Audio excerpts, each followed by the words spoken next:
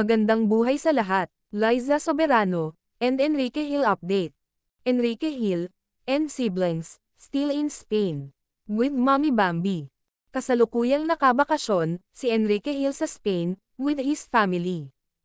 Habang di pa busy, ang binata.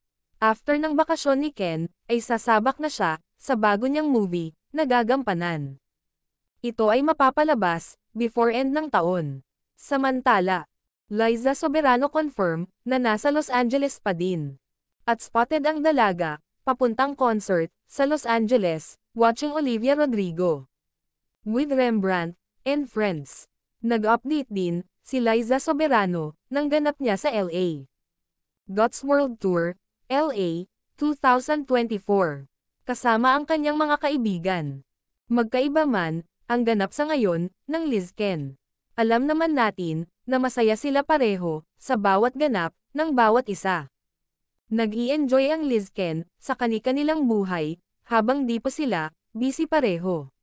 Yung pag-intindi nila, sa bawat isa, ay mapapahanga ka talaga.